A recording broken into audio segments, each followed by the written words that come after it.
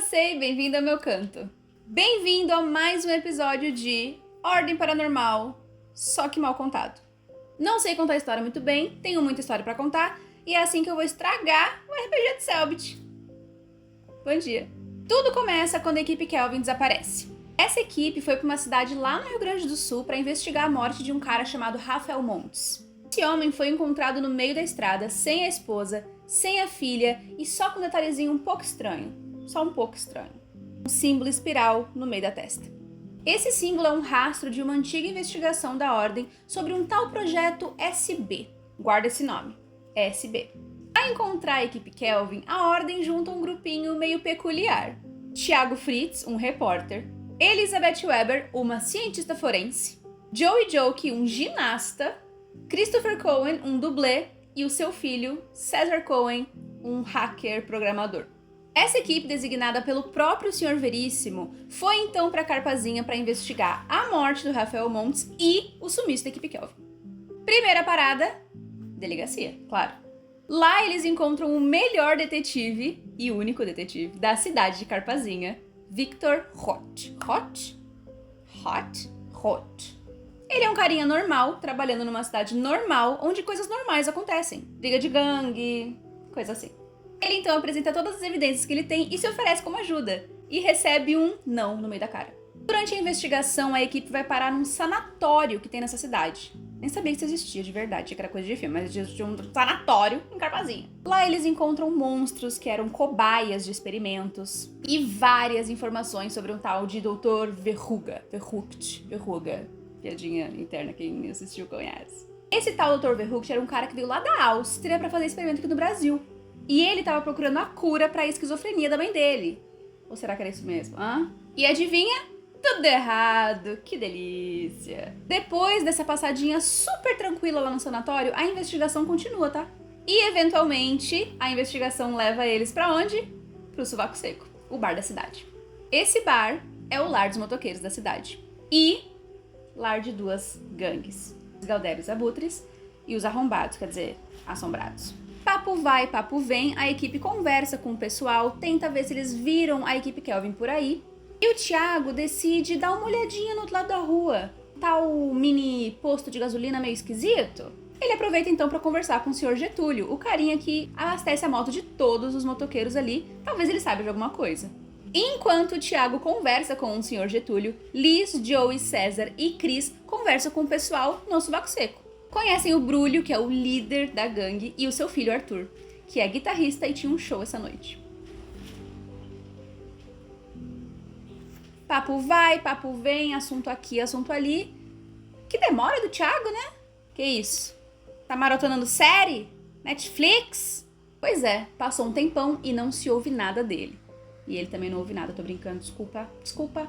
Então, claro, a equipe decide ir lá ver o que tá acontecendo. E o que tá acontecendo, meus amigos? É morte, claro. É Sr. Getúlio morto no chão com a cara devorada, mini aranha com um símbolo na bunda, Thiago desaparecido, tudo errado.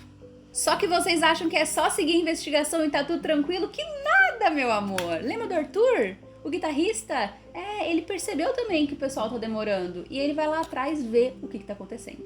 E quando ele vai ver o que tá acontecendo, ele vê tudo. Um civil foi exposto ao paranormal. O desespero bate em todo mundo e eles decidem então montar um plano para evacuar o bar, porque tem criaturas ali perto. O Arthur então evacua o bar e o pessoal vai atrás do Thiago. E eles encontram o Thiago dentro de uma aranha. E pro Thiago, ele não tava dentro da bunda de uma aranha, ele tava num labirinto infinito, numa hipnose espiral, onde as mãos dele não eram as mãos dele. Ai, vamos seguir. Tópico sensível. Depois de briga, luta, aranha e uma perda horrível, Thiago é resgatado, mas não encontra o Chris quando ele volta pra realidade. Porque o Chris se sacrificou pra poder salvar o Thiago. A cena do Chris encontrando o Thiago no labirinto infinito me fez chorar todas as vezes que eu reassisti O Segredo na Floresta. Recomendo. O clima pesa bastante, a dor é horrível, mas a investigação tem que continuar.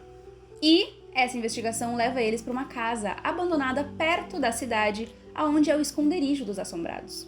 A casa que um dia foi linda e foi um lar de uma família, agora é o lar da morte e da maldade. Nessa casa, eles encontram uma figura que eles já tinham visto antes. O velho louco do Bar Sovaco Seco. Um velho com, sobretudo, gigante, sem a língua e muito esquisito. Por que ele estava nessa casa? Eles tentam conversar com o velho louco, mas ele corre, entra numa porta que tinha na casa e é destroçadinho, assim, é morto mesmo, por um tal de carniçal da morte. Quem que inventa esses nomes, gente? É o Selbit, claro. E esse velho louco, nada mais, nada menos do que o Dr. Eric Dior, um dos estudiosos doutores que estão envolvidos no projeto SB. Ele carregava com ele mesmo, dentro do seu sobretudo, um cartão cinza sem nenhuma informação e um papel cheio de frases repetidas. Eu sou ferreiro, não se render, santo, parasita, tudo junto, riscado, como se ele estivesse desesperadamente tentando gravar aquilo. E aí, meus queridos, esse carniçal preto da morte que matou o Eric Dior queria matar mais gente, afinal nada pra fazer, né? O bichinho era forte, tá?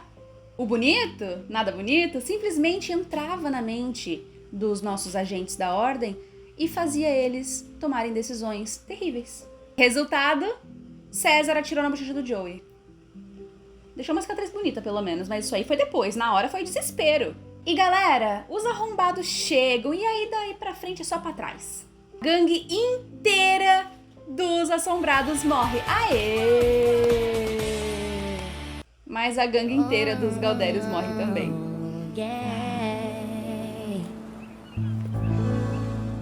Depois de muito tempo e muito sofrimento, o carniçal da morte foi derrotado. E aí só sobrou uma casa gigante cheia de segredos para serem desvendados. Próximo passo super importante da investigação, né, Joey? Dar um mata-leão numa velha pra poder botar fogo num cadáver afetado pelo paranormal para proteger os civis da cidade. Aê! Continuando. Vamos investigar mesmo? Bora investigar os documentos. Bora ver o mestre falando que a Nova Zelândia fica perto da Europa. Aê! Foi expedição arqueóloga na Europa em 22/11/2018. Mas Nova Zelândia não é da Europa, velho. Nova Zelândia é longe pra caralho da Europa. Não é não. É? É. Então é do mestre. Então não foi na Europa. Caralho, é longe pra caralho. É longe. Não, mas é longe do mapa, mas não num globo, tá ligado? Muito longe do Ainda bem que globo. o jogo É no outro polo, não É é? tipo Agora que eu tô Nova pensando Zelândia. melhor. Nova Zelândia é perto da Pra Austrália. direita, você vai pra tipo Chile, É verdade. Não, mas por que na minha cabeça? Nova Zelândia é Enfim. quase lá do Japão, amigo. Irrelevante. É muito longe. Ainda bem que o Passa, geólogo é passa. vanguardoso, não o mestre, né? Todos cometem erros. A Liz simplesmente dá aulas de como ser foda, o que não é muito difícil pra ela, criando um solvente pra tirar a tinta preta que tava riscando as informações dos papéis. E aí, meus amigos, eles entendem como o Santo Berço foi criado, sim, SB, Santo Berço. Quem eram os 5 doutores, como os mananciais alimentam o santo. E falando em papel, haja papel, viu? Um deles era um mapinha muito do bonitinho, parecia que tinha sido feito por uma criança de 11 anos, que levava da casa até a caverna. Sim, pra caverna. E elas foram pra caverna, pra caverna, Nós somos pra da caverna. caverna. Nós somos lá, nós somos na caverna, nós somos na caverna. Os guardiões. Nós somos a caverna. Que caverna? O futuro da caverna. Nós somos a caverna. Caverna. Que brisa, hein? Seguindo o mapa, em busca da caverna, eles encontram uma coisa um pouquinho diferente. Ao invés de uma caverna, eles encontram uma cidade. O arco da entrada dizia Santo Berço. E arrepio no meu braço, entendeu? E é aqui... Tô brincando, sacanagem. Mas sério, uma cidade medieval, no meio da floresta. Árvore retorcida em volta, bicho esquisito. Um monte de casinha em volta de um labirinto cheio de névoa. Isso não é coisa boa. E as pessoas? Cinzas. Com marca no rosto, orelha pontuda. Totalmente diferente do que a gente tá acostumado a ver no dia a dia. Então imagina o susto que os agentes não levaram. Santo Berço é um lugar bom demais pra ser verdade. Inclusive, se vocês quiserem, eu faço um vídeo falando só de Santo Berço. É tudo muito delicioso. As pessoas são muito hospitaleiras e amigáveis. Tudo é muito bom. Estranhamente bom. Mas não estranhamente. Tudo devia ser assim. O líder é o ferreiro. Sim, o título, porque aparentemente nomes não são tão necessários. Será que é pra esquecer quem você é?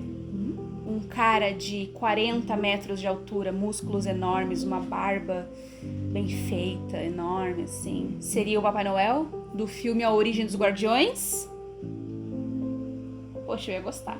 Continuando. O ajudante, coitadinho do Phelps, beijo Phelps, foi morto e usado como distração para que a equipe tivesse como perceber que o ferreiro não era lá tão legal. Além do ajudante, o coletor, o Murilo, lá de Carpazinha, também foi, infelizmente, entendeu, né? E pelo mesmo propósito. Os dois foram mortos pelo porteiro, o filho do ferreiro.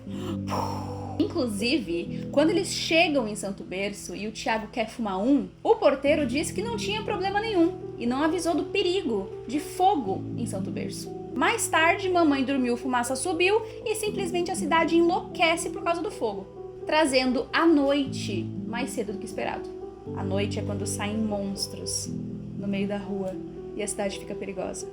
Tudo bom? Eventualmente, o ferreiro pede pro minerador levar a equipe na caverna para que eles possam entender melhor sobre os cristais de Santo Berço. E para também testar aquele cartão cinza que eles encontraram com o velho louco, o Eric Dior, em uma porta que existe na caverna que ninguém nunca conseguiu abrir.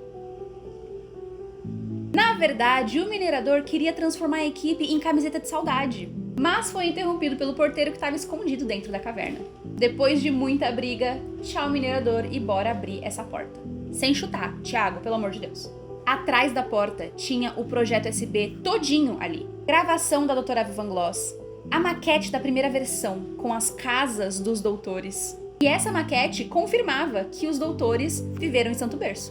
Então os 5 doutores eram o ferreiro, Eric Dior, a fazendeira, Paula Verdante, o doutor, Walter Luz, a mineradora, doutora Eva Van Gloss, e o 5º guardião, Mick Wultz, foi o construtor da cidade. E agora é a hora que a criança chora e a mãe não vê. Hora de derrotar Santo Berço. Para derrotar Santo Berço, é preciso marcar o símbolo de morte no próprio corpo. Aquele símbolo que estava na testa do Rafael Montes, lá no começo da história. O símbolo marcado no corpo vai te guiar no labirinto e eventualmente você vai conseguir chegar no centro do Santo Berço. Sendo o cara protetor que é, Thiago decide se sacrificar e marcar o símbolo no próprio corpo. Quando ele termina de marcar o símbolo no corpo, o símbolo brilha e ele se vê mais uma vez naquele labirinto infinito. Só que na vez que ele foi pego pela aranha, era ele e mais nada, mais ninguém, só o vazio. Ele não sabia quanto tempo tinha passado. E agora, dessa vez, ele não estava sozinho. Ele conseguia ver os amigos. No símbolo marcado, a sanidade dele vai se esvaindo aos poucos. Ele é o símbolo. Caminhando pelos corredores desse lugar terrível, eles acabam encontrando as celas dos mananciais. E um deles, Kenan Thomas, um dos agentes da equipe Kelvin. Aquela equipe que eles vieram procurar. Ele conta a história de como ele foi parar ali e de como Miguel, seu colega de equipe, foi seduzido por uma loira lá no Sovaco Seco e foi com ela e com a sua equipe para Santo Berço. A equipe Kelvin passou pelas mesmas coisas que a nova equipe da Ordem, a equipe E, Esperança, passou em Santo Berço. Mas uma coisa aconteceu de diferente. Depois de um dia em Santo Berço, eles montaram um plano. Miguel ficou na cidade para investigar e Kenan e Mariana retornaram para Carpazinha para poder enviar um relatório para a Ordem. Nesse momento, eles experienciam a primeira distorção temporal que eles veriam. Um dia inteiro se passou em Santo Berço, mas quando eles chegam lá em Carpazinha, eles percebem que era o mesmo dia. Ou seja, ontem, apenas um pouquinho mais tarde. E após um tempo escrevendo e enviando o relatório para a Ordem, eles retornam para Santo Berço e tinham se passado 2 semanas? Nesse tempo esperando pelos amigos, o Miguel conheceu a cidade e se conectou com o santo, mas ele tenta resistir. Só que na hora de investigar a caverna, ele não conseguiu aguentar. Ele mata a Mariana e prende Kenan em uma cela, tornando ele um manancial. E lá o Kenan vive por 30 anos, que no mundo real é um mês. What? No dia que tudo isso aconteceu, o Kenan, antes de ir preso na cela, conseguiu esconder a sua mochila cheia de explosivos na caverna. E essa mochila finalmente seria usada. A equipe então vai com o Kenan, seguem pela caverna e finalmente chegam em um organismo gigante pulsando. Claramente esse é o santo que o pessoal tanto adora lá fora, sem nem saber. Antes deles explodirem tudo, o ferreiro chega e tenta convencer eles do porquê não fazer isso. Do porquê não acabar com a cidade cheia de gente feliz. É porrada pra cá, é porrada pra lá, e o ferreiro é derrotado pela equipe E. Rápido demais. Rápido até demais. E ele cai, morto, na sua frente.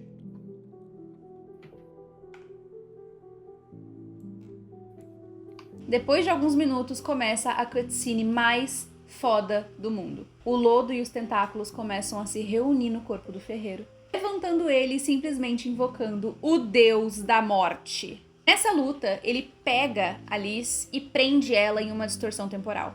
De um lado, na visão da equipe, ela tá super acelerada. Mas pra ela, tudo passa muito devagar. O deus da morte simplesmente prende ela por 22 anos nessa distorção temporal. Ela vai de 28 anos pra 50, depois de ser capturada pelo boss mais foda de todas as temporadas. Falei, é o que eu acho, desculpa. E vocês acham que é só isso? Não, não é não. Ele também captura o Thiago. Thiago, que estava com um detonador dos explosivos na mão. O Thiago, que tinha 33 anos, esperou até chegar a 84 para poder apertar o botão.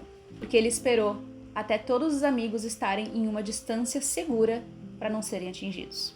E depois de esperar por todos esses anos, ele finalmente pressiona o detonador, se sacrificando mais uma vez e explodindo a caverna. Santo Berço morreu. A cidade toda e seus habitantes estão em chamas. A equipe conseguiu terminar com o pesadelo, mas não sem um custo.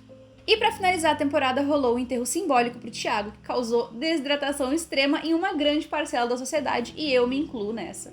Culpa do Selbit. E chegamos ao fim de O Segredo na Floresta. Simplesmente a minha temporada favorita.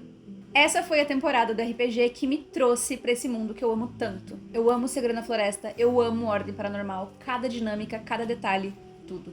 E eu te vejo no próximo vídeo de Ordem Paranormal, só que mal contado. Eu avisei que ia ser mal contado, não adianta reclamar. Tchau!